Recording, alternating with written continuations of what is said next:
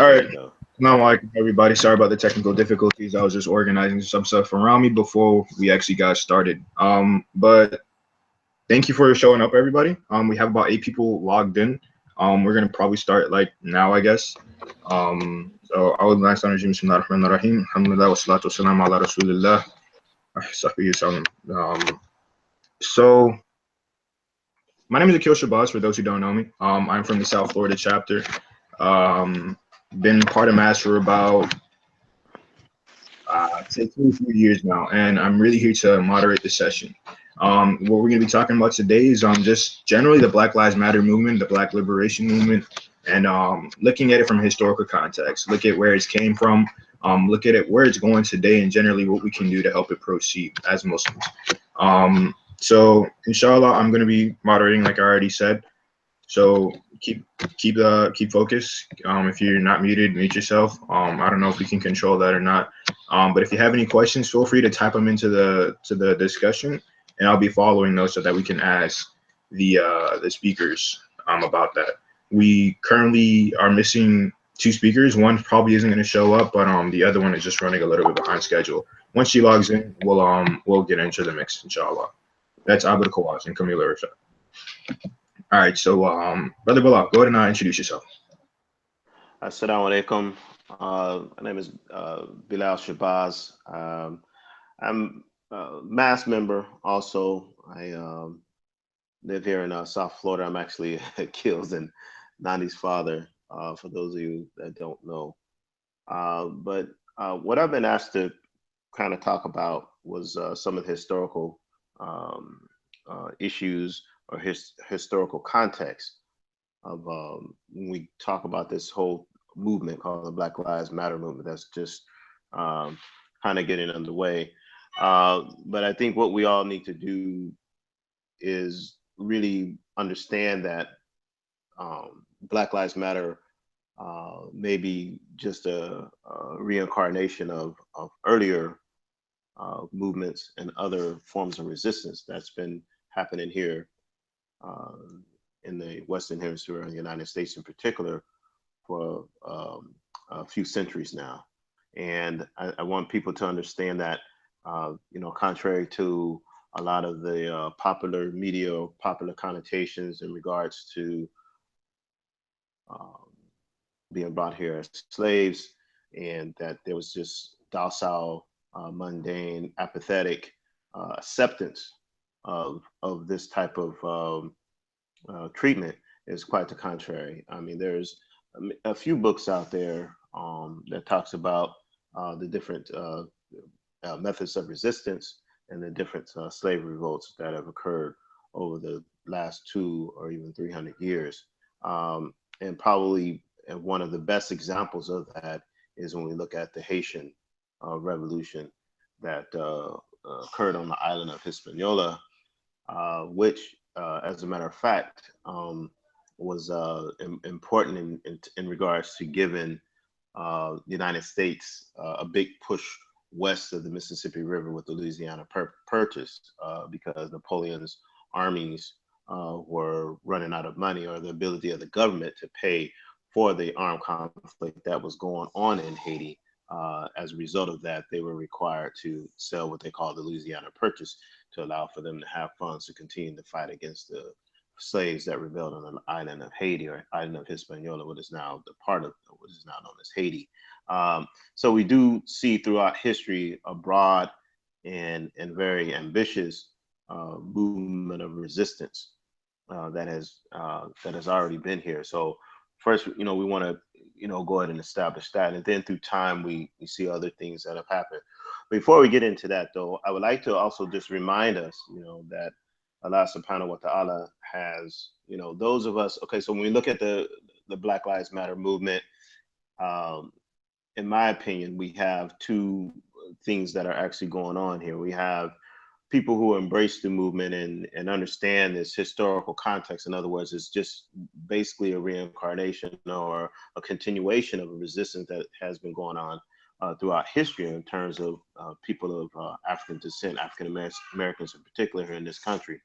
But what we do have is, we have people who have come here to this country who somehow, under some pretenses, are unable to identify with the, and I refer to, African American people as being native. I mean, besides the actual Native Americans and the tribes that were here already before the time of Columbus, I mean, really, I mean, before this country was even established, you had African people already here. So I'm not, besides the Native Americans, I'm not sure how much more native you can get than the African brothers and sisters that were brought here as slaves. So I'll sometimes flip back and forth using the term native or native Africans, native African Americans, meaning that those of us who were brought here.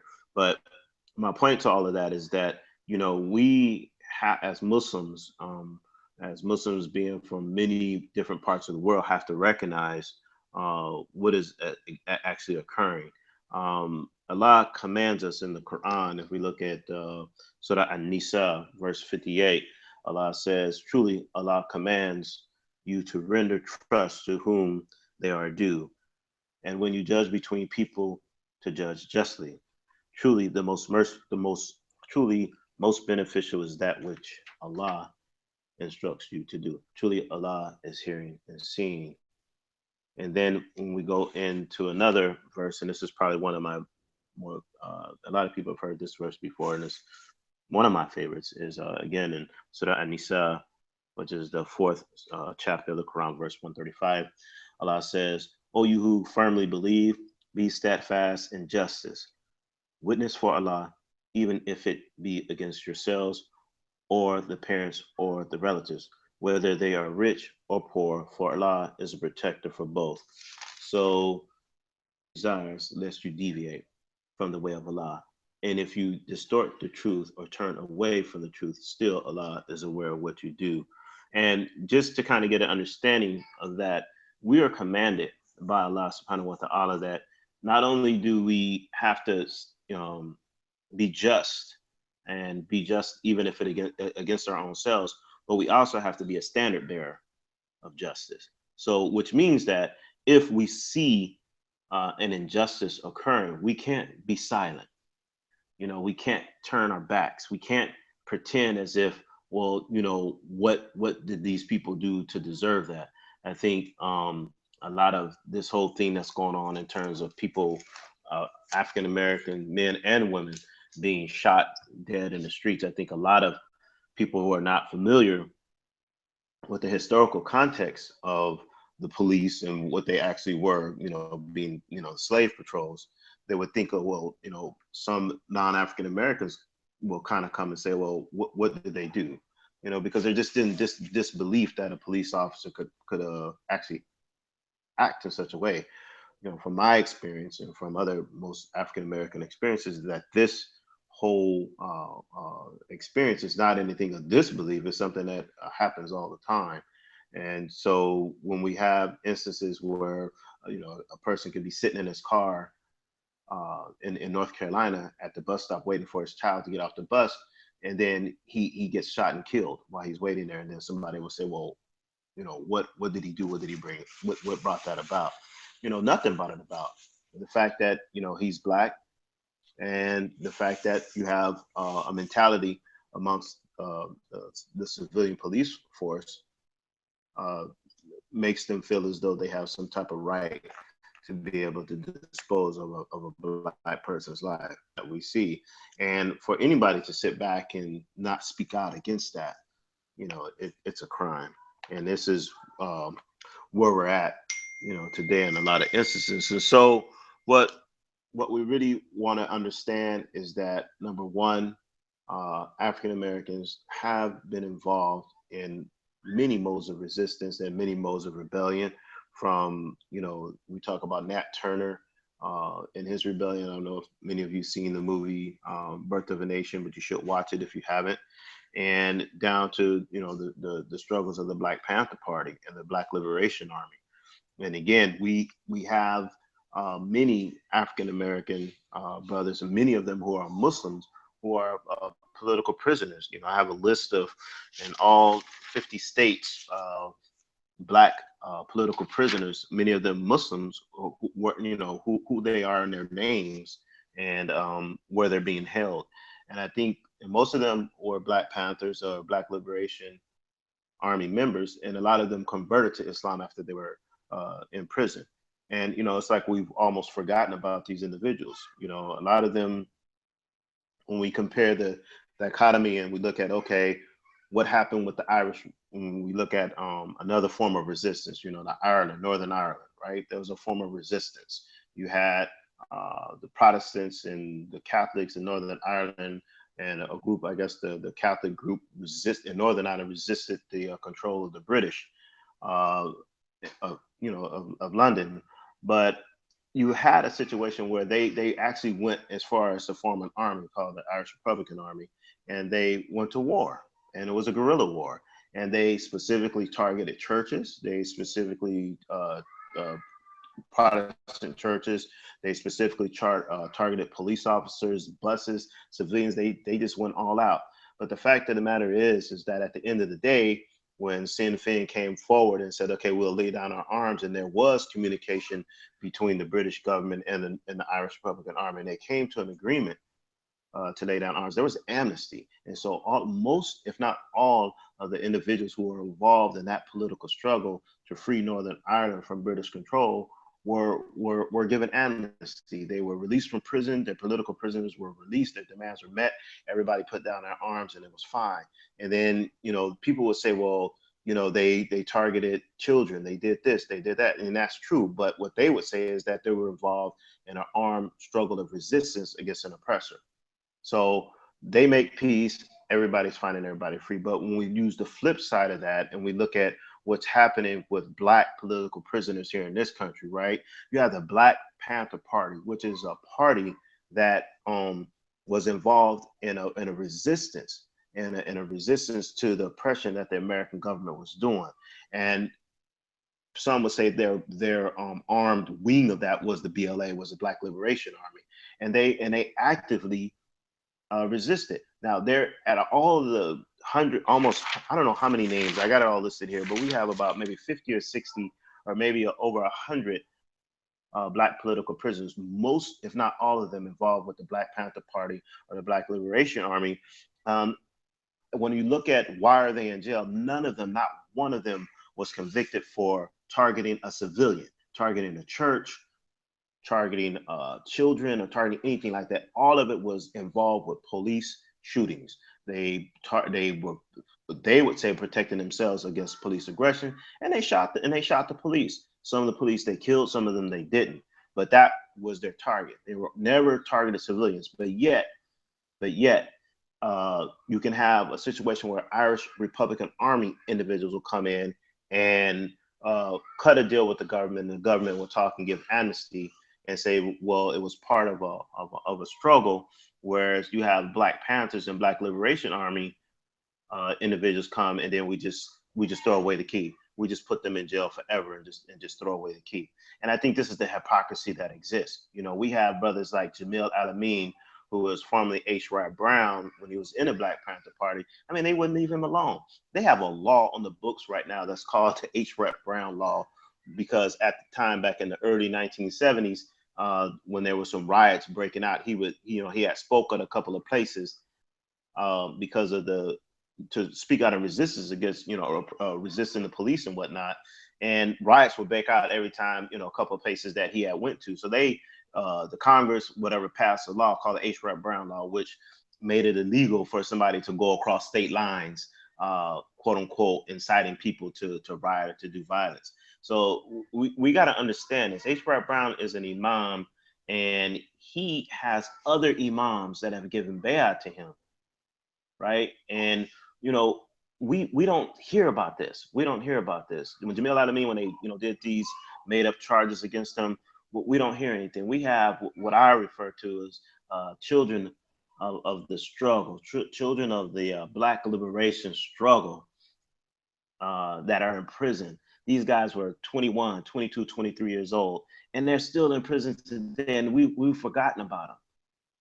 Have any, do we have any Muslim organ up hundreds of thousands of dollars that we raise within 30 minutes in some cities? But do we have any group of lawyers from any of our different that are going Black political prisoners released. We don't hear a word. We don't hear anything. And I think this is a shame. And not only, I don't want to just sound like I'm pointing the finger at only the Muslim organizations, but African American Muslims ourselves. We don't even mention them. We don't mention the names. They say the name, say their name, say my name. What I have the names written down. So we need to start doing this. We need to maybe even start writing a letter campaign to these brothers and sisters that are in jail, and to let them know that they're not forgotten, and try to put together legal teams to try to get them out. One brother, Doruba bin Wahab, he's a former Black Panther. I think he was part of the Black Panther 21 in in uh, uh, uh, okay in New York back in the 70s, and he did 19 years in prison, but he finally got out because law students, took on his case and actually helped to get him out. And I think we should really be trying to focus and trying to do the same thing, because there's a lot that we can learn. A lot of these brothers and sisters. I mean, we look at sister. What's the sister name that's in Cuba right now? I want to say Asada Shakur. Well, she's in Cuba, but a lot of people don't understand that she got arrested on the New Jersey Turnpike, and they killed the brother that she was with, other Black Panther member brother that she was with. They actually shot and killed him, and they did shoot Sister Asada Shakur, but she ended up getting away. But when she got into prison, they actually broke her out of prison and got her over to Cuba, and that's where she's been ever since. And the fact of the matter is that what a lot of people don't understand is that the brothers that actually helped freed her from prison to break her out of prison, is still alive. He's still alive right now in prison in New York. His name is Sekou Odinga. A lot of people don't know that. He's part of the BLA and part of the Black Panther movement. He's the one that helped free Assata Shakur. And that in itself is a movie. That in itself is a movie all in itself. But my point in all of this is that we look at from a historical concept, Black struggle, respect for Black life, respect for Black bodies, and that until and I really believe this. I had one brother, Pakistani brother.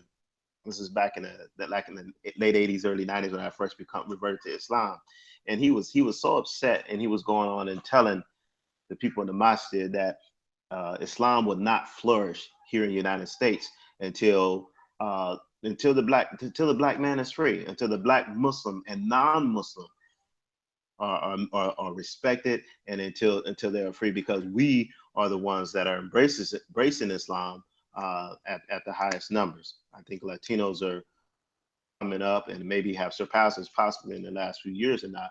But as it still stands right now, African Americans are the largest single ethnic group of Muslims here in the United States. And I was talking with Dr. Ahmed earlier today, and he was saying the numbers are about 75%, 70 to 75% of all the Africans that were brought over here were Muslim. The number was about 30 or 40%, but he said he's heard reports and reliable information that 70, 75% of Muslims brought over here as slaves were actually Muslim. So the whole idea of Islam and African American resistance has already been in this country before it was a country. And I think that we need to stand up for that. We need to stand up for those who have fought and are still alive and are still political prisoners, that we need to bring that to the forefront. And by doing that, we can learn a lot, and we can, get better at moving forward. So I don't want to go too long. I see Abir is online now, alhamdulillah. So I'll stop there. And then we'll just wait for any questions or anything like that. Thank you. Assalamu alaikum. Jazakallah khair, brother Bilal. So, Abir, why don't you go ahead and introduce yourself? Tell us a little bit about what you've been doing, concerning the movement, where you coming from, and what you're looking to see throughout this call.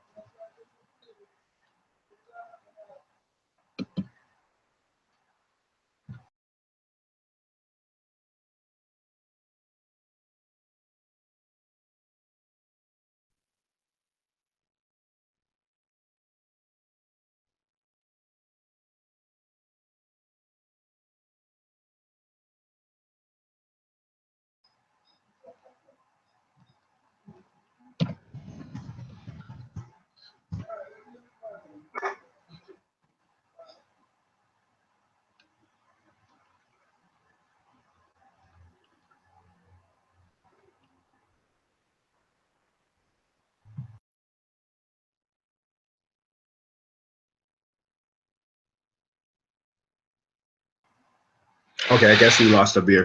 But we're gonna go ahead and continue with like I guess another discussion question.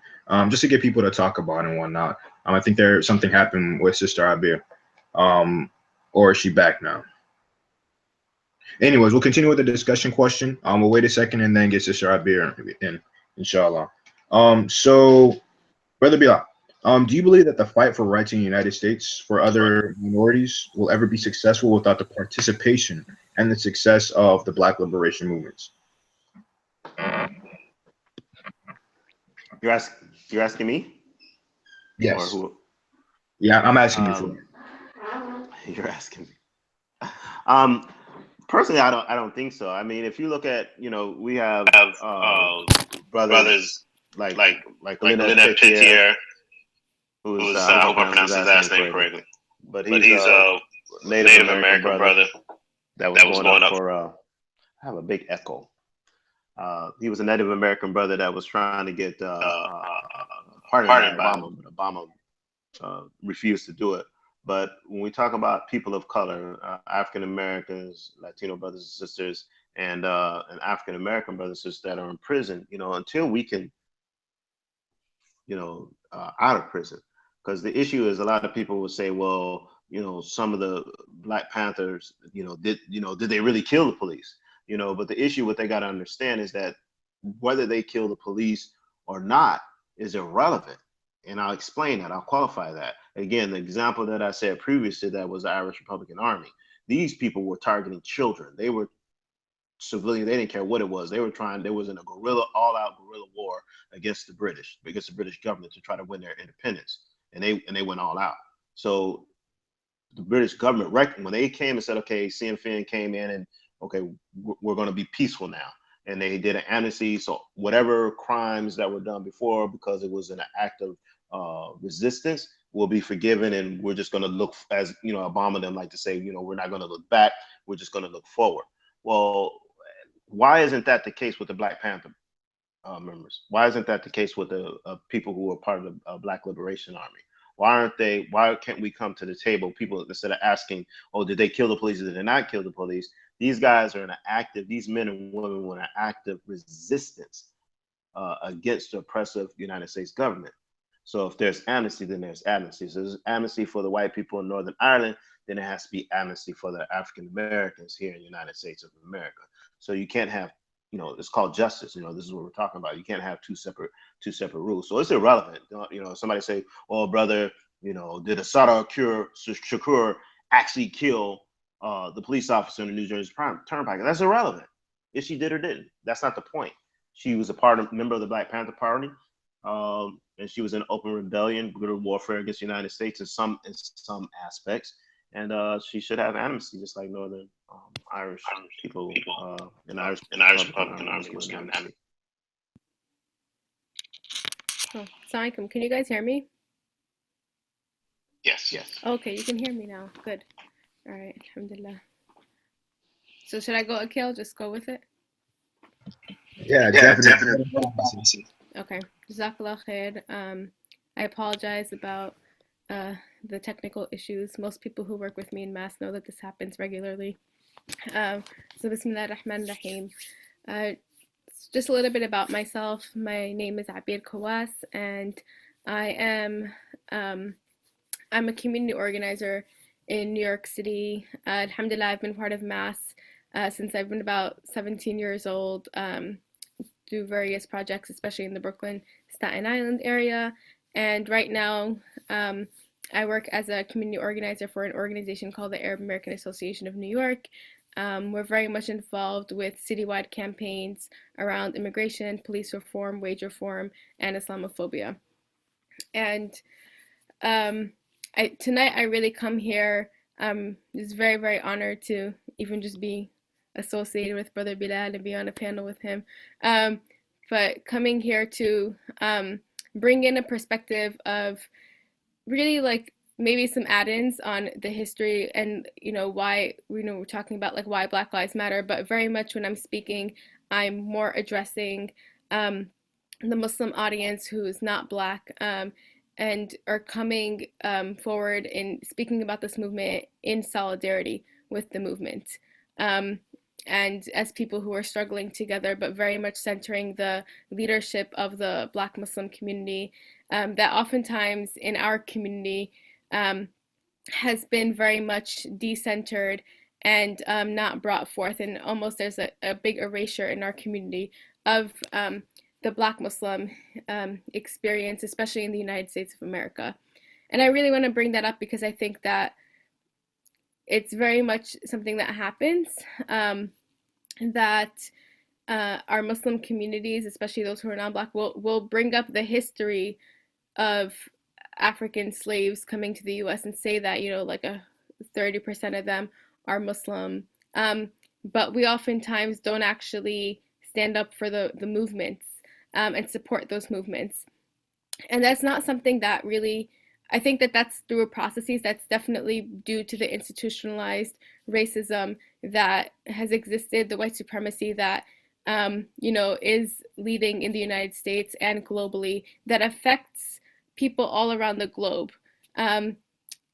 Because of the process of colonization, although there has been anti-Blackness, all over the globe, especially through the process of colonization, especially if you're Middle Eastern, South Asian, etc., like different parts of the world that are non-Black have learned to inherit white supremacy and really give into this belief. And it's something that affects our own communities, but it's something that when we come in as communities and struggle together, we oftentimes will erase the Black experience and, not center it, and sometimes perpetuate oppression towards Black people in our own community. And so I really want to come here with a lens through that. I appreciated a lot of the things that were said before, and it's interesting that we were talking about the Panthers. SubhanAllah, last week I was on a panel with Kathleen Cleaver, who was the communications secretary of the Black Panthers. And we were kind of having this panel about the intersections of Islamophobia and how our communities can relate today. And it's like, it was really beautiful when she was talking about the internationalist movement of the Black Panthers, and them moving over to, they actually moved in location towards the Middle East, when Kathleen herself and Eldridge Cleaver started the internationalist wing of the Black Panthers in Algiers.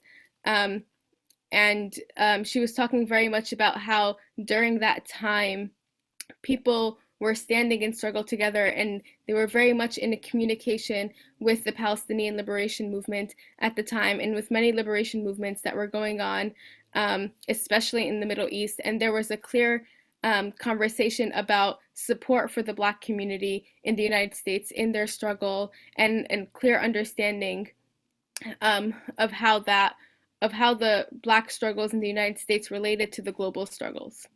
And I think that that's something that is something for us to remember, that, these movements have always been in communication with each other. Our communities, our bodies, different cultural bodies have always been in solidarity and communication with one another. And this was also very much inspired by the internationalist understanding of Al-Hajj Malik al-Shabazz, or as we know him, Malcolm X, and how the Panthers were inspired by him to do internationalist work. Yet, subhanAllah, in our own Muslim communities at this time, and I think very much because of the pervasiveness of Islamophobia post 9/11 that has depoliticized our own identities, where we're really afraid to join political movements, to critique the state, because of what the state has done, or the fear that the state instilled, especially in Muslim communities. And very much after that, Muslim communities stopped being as politically critical. And a part of that process was not being critical of the policies and systems that were affecting Black Americans at the time. Not being critical of policing, a system that is entrenched in racism, and not being critical until we find out that the police are also spying on Muslim congregations, and then being like, I think now we should bring in this analysis, not realizing that there was always the criminalization of Black Muslims, before the Islamophobic, is the pervasive Islamophobic that has happened in the past decade or so. And also what people don't realize as well is that Black Muslims are often congregations that are very much targeted by police for surveillance and for other forms of criminalization based on their Black identities.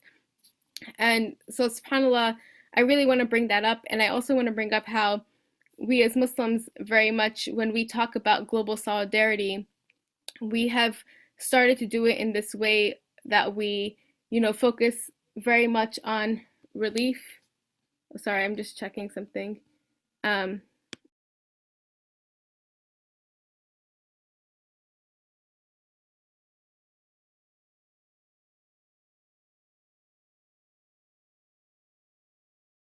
Is my sound okay? I'm getting some messages that I should mute myself. Or is everything okay? Should let me know. Okay, cool. I'm gonna keep going then. Sorry. So, like I was saying, what was I saying? Yeah, so like a part of the depoliticization of our movements is that we've stopped doing critical mass-based organizing work, and a lot of Muslim communities just focus on relief work. And again, that contributes to the erasure of the Black political movements led by Black Muslims in the United States. You'll see that mosques all over the country are holding fundraisers, and there's relief for like Pakistan drought, so there's relief for things going on in Palestine, Kashmir, etc. And for some reason, when Black Muslim communities say, okay, well, you're working on relief efforts, but actually within the United States, there is pervasive poverty, criminalization of Black communities, can we focus on that? There's like a kind of hesitation, I don't think we should focus on that. And like not realizing that the systems that are causing poverty and war, etc., globally are the same systems that are oppressing Blacks in America, and they're based on the same systems of racism that exist globally, and that our duty when we're here in this country is to uplift the most oppressed in this country, and to not only do relief effort but also to mobilize to bring community change, community shift, and build political power, and not the kind of power that aspires to like to whiteness, but the power that actually liberates Black communities and communities of color all around the United States. And so I think that there needs to be a lot of re-education of our community about the histories of Black Muslims, of Black Muslim slaves, the abolitionist history that Black Muslim slaves bring to, and that is part of our own Islamic history. I really, really recommend a great scholar that lives in Michigan named Rudolph Ware, who writes about abolitionist movements in Senegambia of Muslims who were being enslaved, and them actually starting abolitionist rhetoric and movements in Africa that came over to the Americas through the process of slavery. So there definitely needs to be a re-education of that. And I think that there also needs to be a re-education of the movements, like Brother Bilal was talking about, of the impact of Black Muslims all throughout US history, the rebellions during slavery, but also their place in the civil rights movement, through the work of the Nation of Islam, but through the work of so many different Black resistance movements that Muslims were a part of. And right now, today in the United States, I think this is a moment where I think that we as Muslims, as a whole entire body, feel extremely attacked because of the pervasive Islamophobia that is happening to us. But I think that also very much this is a time where we can recenter Black leadership and take and really like have Black Muslim leadership inspire us and take the lessons of the past that they have led us in to lead us in what we're going through right now.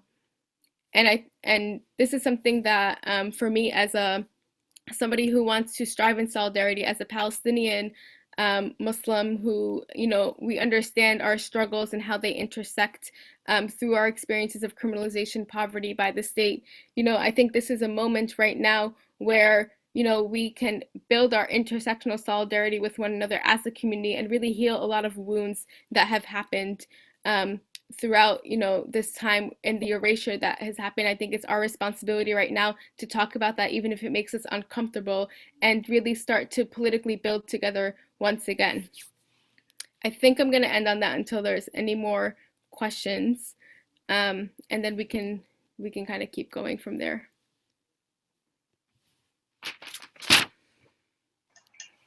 Okay. Jazakallah. Go ahead. And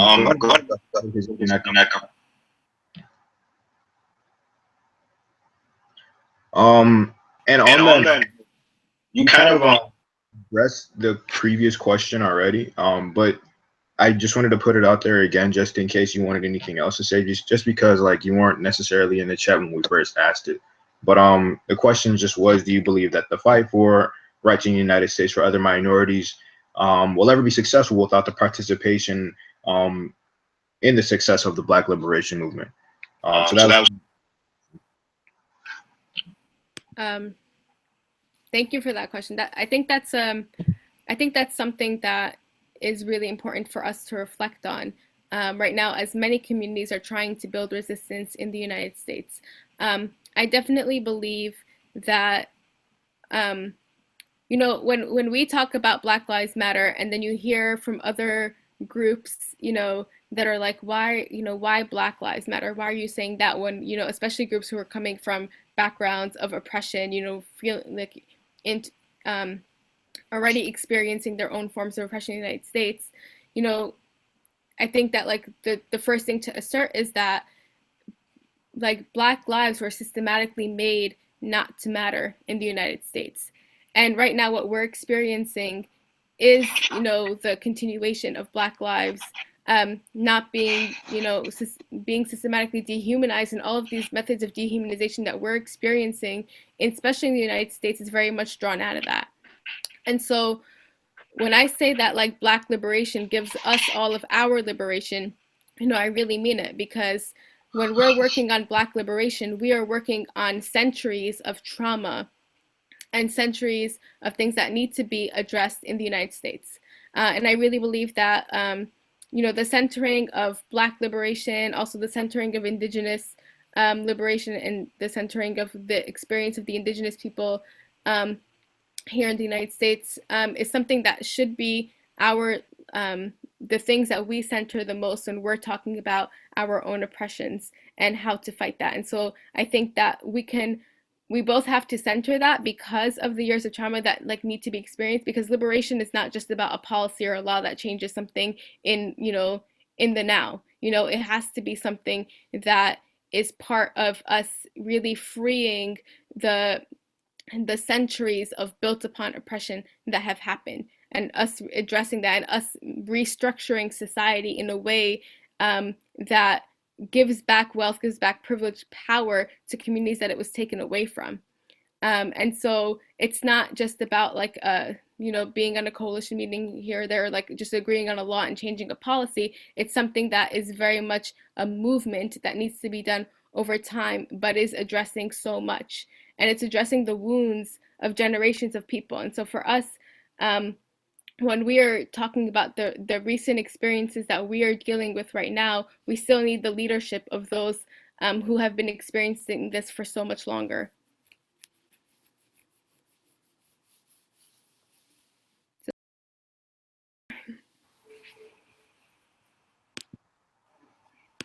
Okay, that was excellent. Really appreciate it. You had on some really good points there, mashallah. So there were some other questions asked in the chat, specifically one by Shanaz, brother Shanaz, sister Shanaz. I'm not sure who exactly that is, but we're gonna go ahead and ask it. So like on an individual level, and this is both for brother Bilal and sister Kawas, on an individual level, what can somebody do? What can an individual do to support the movement? So yeah, have at it, guys. Brother Bella, you want to go first? Can you hop in? I need, can you go ahead and repeat the question, please? I couldn't hear. It was kind of going in and out. Definitely. So on an individual level, what can somebody do to assist the movement or support the movement?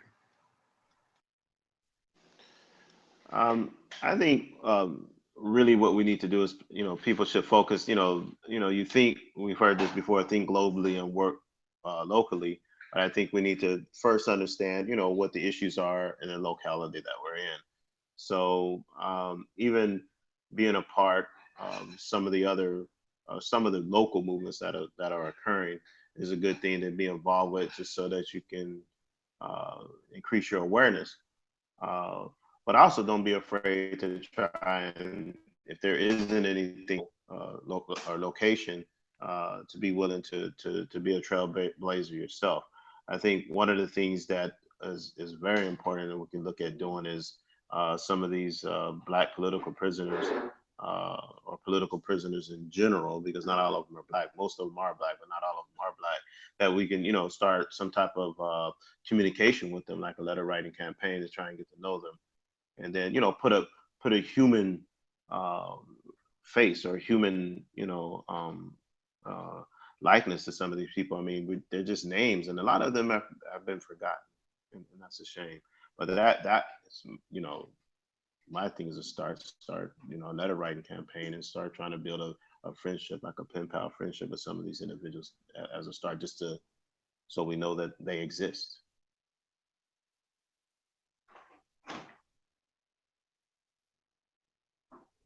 Sorry, I forgot to unmute myself. Okay, Jazakallah khair. Um, I want to kind of just hop off of what Brother Bilal was just talking about. For me, I have like I have this like very, very strong belief, and this is something that really comes from my Islamic understanding.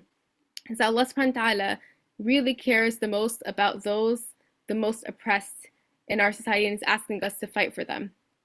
And for me, when I think about the United States right now, and where is the place where oppression kind of um, is almost like at its focal point, I really believe that prisons are a place where the most oppressed of the most oppressed live.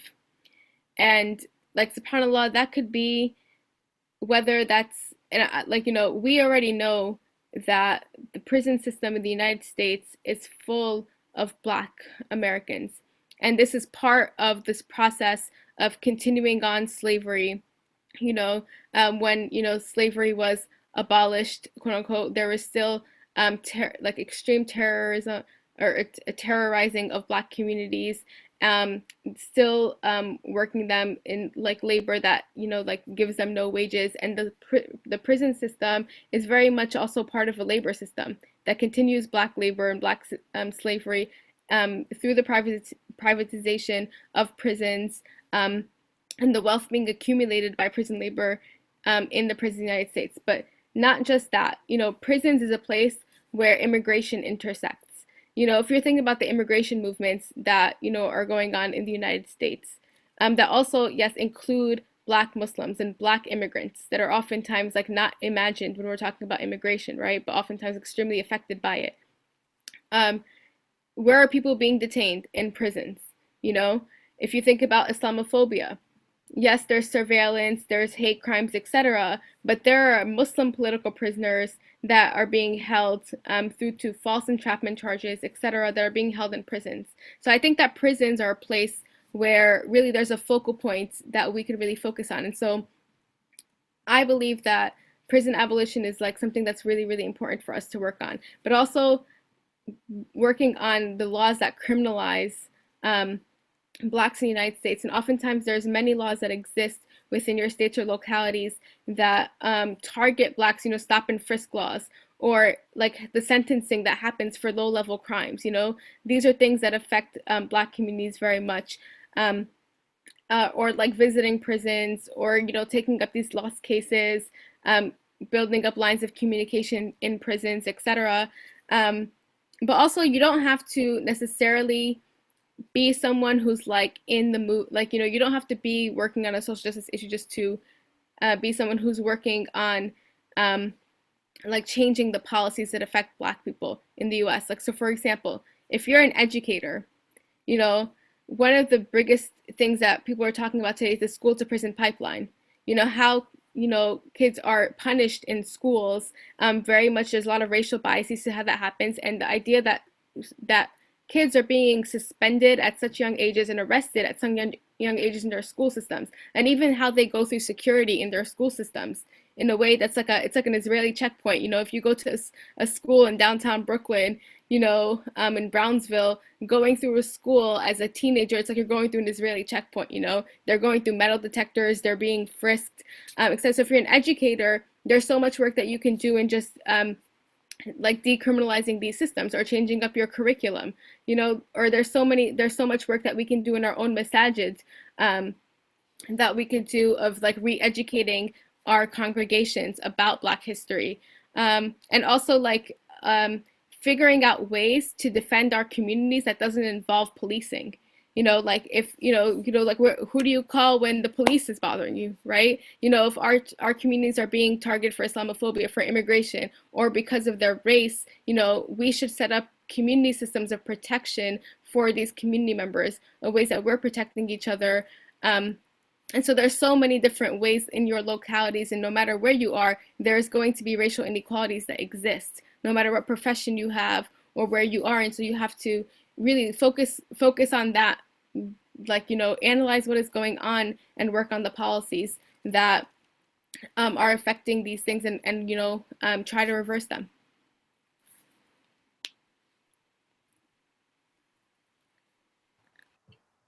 Alhamdulillah. Well, yeah, on point. Thank you. Hello, assalamu alaikum. Yeah, one more thing to say, Brother Bilal? Yeah, I just wanted to kind of add to that. I think here in for instance, I guess that person was asking a question here in South Florida, in Broward County, they have a thing where they can give out, like, you have these what they call them, I don't know what they call them, resource officers, but they're actually police officers that are at the schools. And we talk about the school to prison pipeline.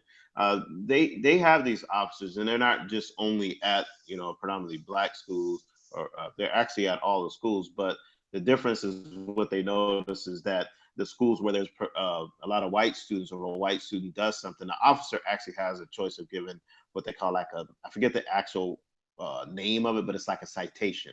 So instead of giving the child, or arresting the student, they actually give them a citation, which is, it involves in, don't do it again type of thing. And what they were seeing was that the white kids were getting these citations like all the time, and all the time the Black kids were actually getting arrested. So one of the things that the local community done was they started enforcing and making sure that they changed the policy, so that, instead of the police officer, the resource officers in school arresting Black kids, they would just start using the same process they were using at the majority white schools and giving the citations.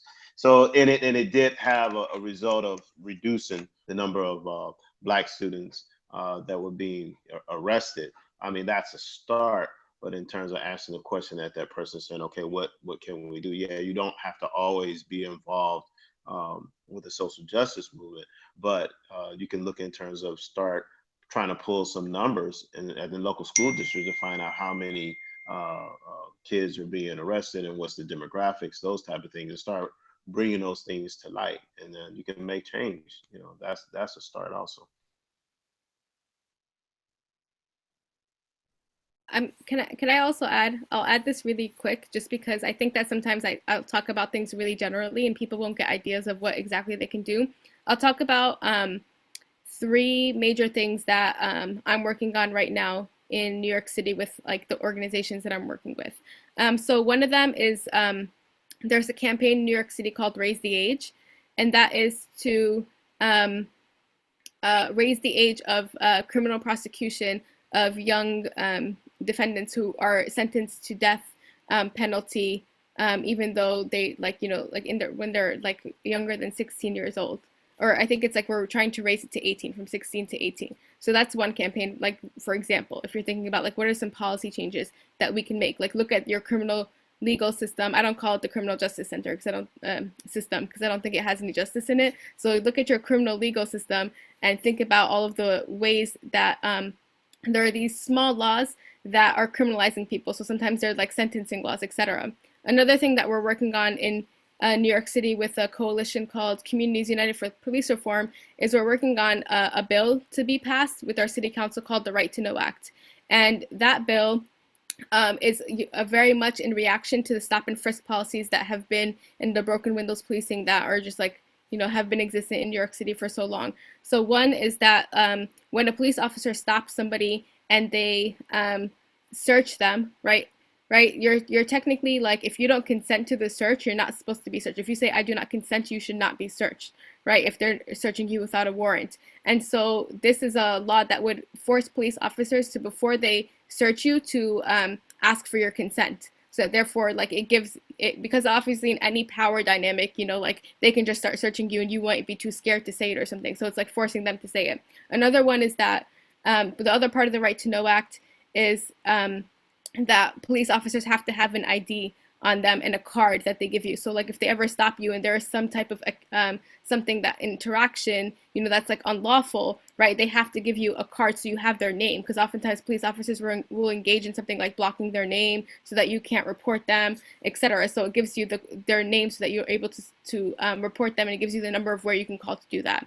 And then the last campaign that we're working on right now is the Close Rikers campaign. And Rikers Island is like this huge prison that is in New York City. And so the campaign is very much focused on the idea that like people are being detained in Rikers Island. People often get detained there while they're waiting for trial. And sometimes they're held for several years. And there's so many reports of human rights abuses that exist in Rikers Island. And so like this is about closing down that prison system, but also like it's a part of a larger movement to close down prison systems. But also like when we're engaging with the city, besides using the very, very obvious argument, we talk about the idea that this prison, all of the resources and money that's allocated in this prison can be allocated to do better programming in urban high schools that don't receive money or funding, or to create community programs in Black communities living in poverty, or to like, use that space it's like a whole entire island and use it for something that's like beneficial for the city. So there's all these ways that you can do that. There's so many policies that you can change in your locality. You just have to really check the systems.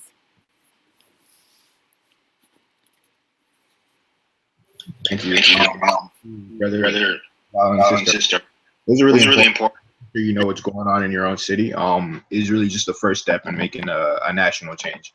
But to answer, like, I guess the general question that was first posed, if you guys keep following the fourth space, you'll notice that what we're trying to lead up to by doing these discussions basically is to figure out ways for common folk, especially mass members, giving them a way to chime into the movement and giving them a way to participate in the movement in a way that they see most fit or best fit, inshallah, or at least presenting them in a way, for example.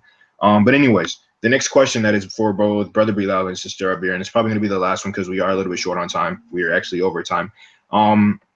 Is can you guys both detail some examples or lasting examples of what the Black Panthers or the people of the Black Liberation Army did in the 1960s that had a lasting effect on society?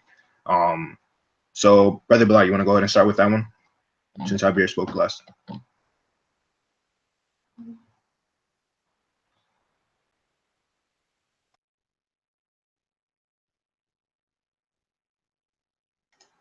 Can you hear me? No, you have to repeat. You have to repeat that. You were, it was really bad. You're fading in and out big time. My apologies. So can you detail the examples of what lasting changes in American society that the Black Panthers and other Black liberation movements have achieved since the 1960s? The lasting change that they have achieved? Yes. Oh, well, I mean, to be honest, I think a lot of people think that, well, that they didn't succeed, because I mean, the COINTELPRO program basically they crushed those brothers. They killed a lot of them. The others, they put in prison, and they're still in prison.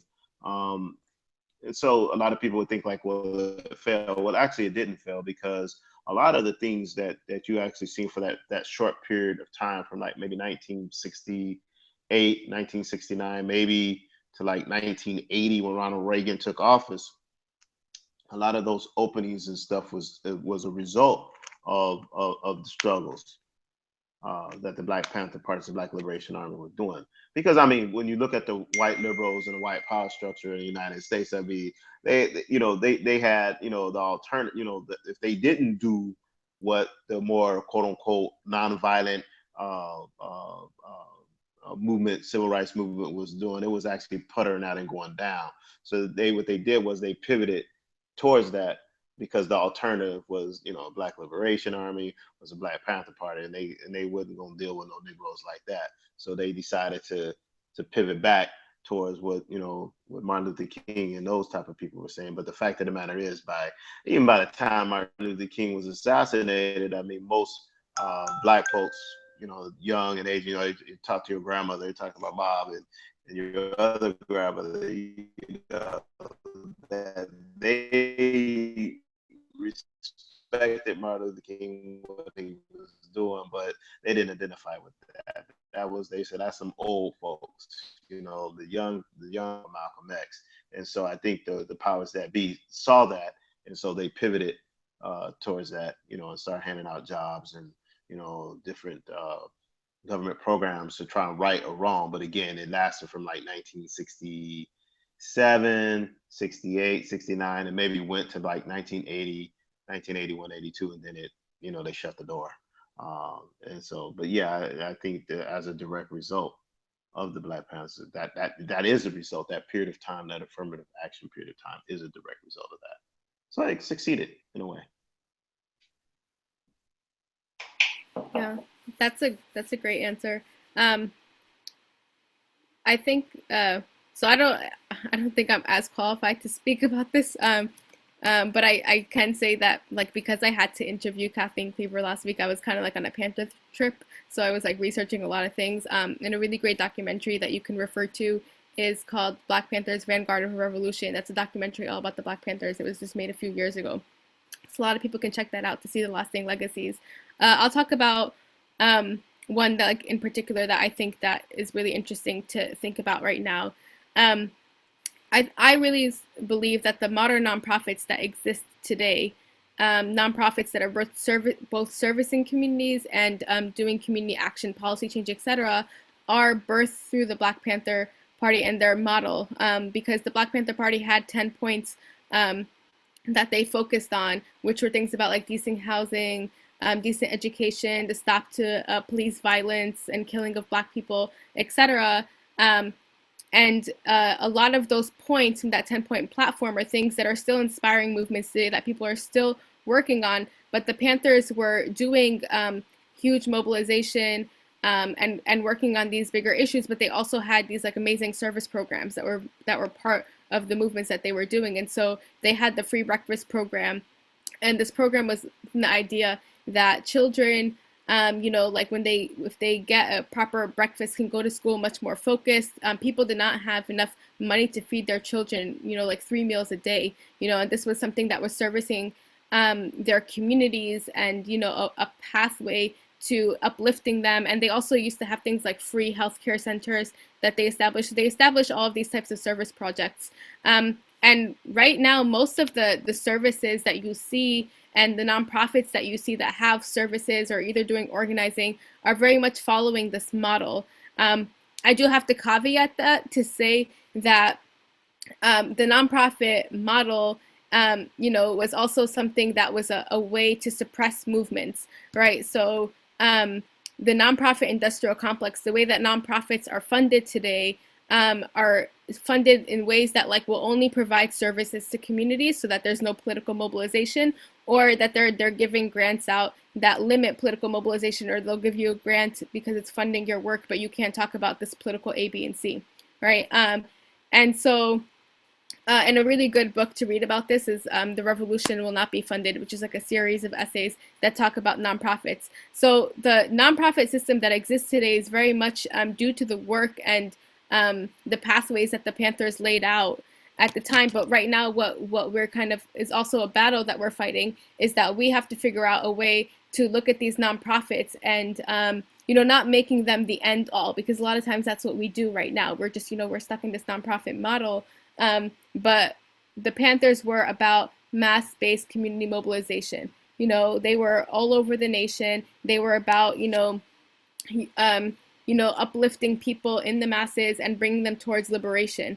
And it wasn't something that was like, this was just a youth movement. It wasn't something that was completely systemized and professionalized. It was something that was, they were seeing complete destruction of their lives. They were seeing police violence. They were seeing the Vietnam War and people being drafted and killed in the thousands every day. And so this was why they built their movement. And so for us today, we are inspired by them by continuing to build movements in the way that they did, with the vigor, with the unapologeticness that they have. And that's something that I think sometimes is missing, that we need to kind of be re-inspired from. But there's also a lot of people who are pushing forth movements with that same attitude. And I really think that they instilled this unapologetic attitude in people, that, once you're, when you're being killed, there's nothing to lose, to ask for what you need for the liberation of your communities. And that's something that I personally see as a legacy of the Panthers.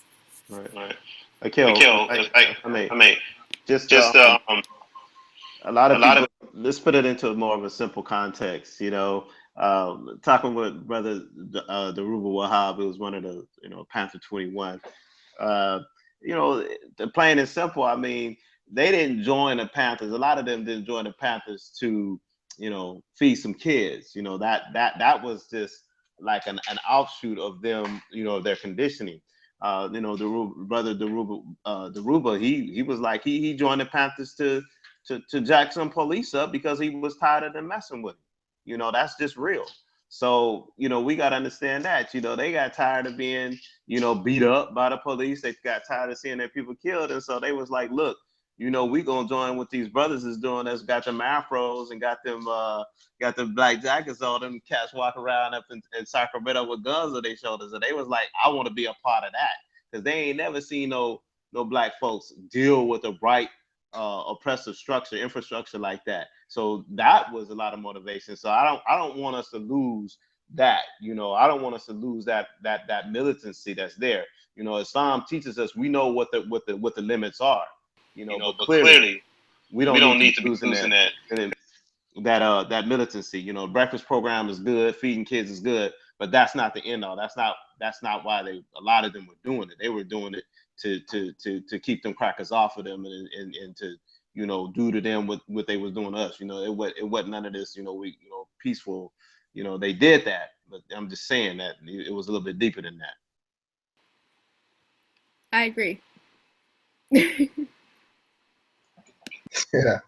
Wow. Thank you for that, both of you guys, brother Bill, sister Wallace. Amazing. So we are over time. And I kind of just wanted to close out real quick. We had some great discussions. This was a great preview as to what's to come through this fourth space, inshallah. Just to let you guys know, inshallah, for the last couple minutes, we do have some updates as to what's going on in the next couple of weeks. On March 30th, we will have our last fourth space. March 30th this year, 2017. The speakers will be Marjorie Hill from the Muslim Anti-Racism Collaborative, and then myself, representing the Dream Defenders here in Miami, Florida. We'll be talking about taking action. It will be a session basically to discuss what we can do on a continuous basis to really help combat racism, prejudice, and oppression, and implicit biases all across the country and within our own communities. So inshallah, please stay tuned for that. Mass will of course be emailing everybody about what's going on with that fourth space, inshallah. It will be at the same time, I believe. If it's not on the same time, we will keep you guys updated. Other than that, Jazakallah khair to the speakers. Yeah, it just got confirmed. It will be at the same time. But Jazakallah khair to the speakers. Fortunately, we weren't able to get in a third speaker today. It was really unfortunate. Something happened. I don't think she was able to make it. But for sure next week we will be thoroughly prepared. Jazakallah khair for everybody for coming through. It was great hearing from the speakers. Assalamu alaikum wa rahmatullahi wa barakatuh.